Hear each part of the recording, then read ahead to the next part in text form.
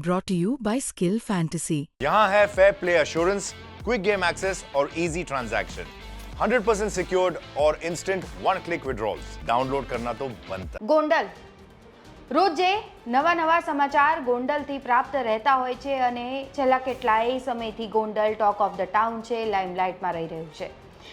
એવામાં હવે અલ્પેશ કથિરિયા પણ ગોંડલના મુદ્દે મેદાનમાં છે અને તેમને કરી છે ખાસ મુલાકાત। હર્ષ સંઘવી સાથે કાયદા અને વ્યવસ્થાની વાતચીત કરવામાં આવી છે અને એની સાથે સાથે જે દાદાગીરી ગોંડલમાં ચાલી રહી છે તે મુદ્દે પણ તેમને ખાસ હર્ષ સંઘવીને મળીને રજૂઆત કરી છે, જેની સ્પષ્ટતા તેઓ ખુદ કરી રહ્યા છે।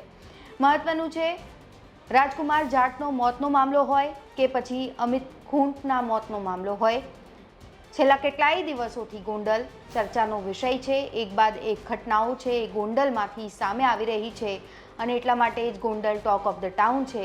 ત્યારે સવાલ અહીં પોલીસની કામગીરી ઉપર પણ રાજકુમાર જાટના મોત મામલે થઈ રહ્યો છે।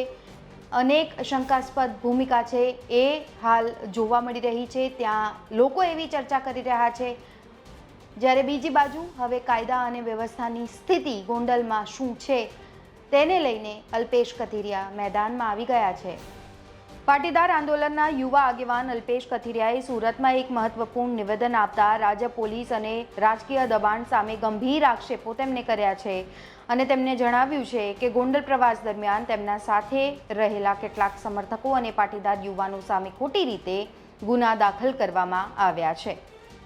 છેલ્લા 3-4 દિવસમાં ગોંડલમાં અલગ અલગ જે ગુનાઓ દાખલ થયા એમાં જે પણ મુખ્ય વ્યક્તિ છે એની ધરપકડ કરે એમાં અમને કોઈ વાંધો નથી, પણ જે વ્યક્તિને કંઈ લેવા દેવા નથી, માત્ર અમારી સાથે સમર્થનમાં હોય, ત્યાં સાથે આવ્યા હોય, ગોંડલ દર્શન યાત્રામાં એવા વ્યક્તિઓને કોઈના કહેવાથી એના નામ વધુ તપાસના ભાગરૂપે ખોલી અને ખોટી રીતે મદદગારીમાં ગુનામાં સંડોવણી થઈ રહી છે।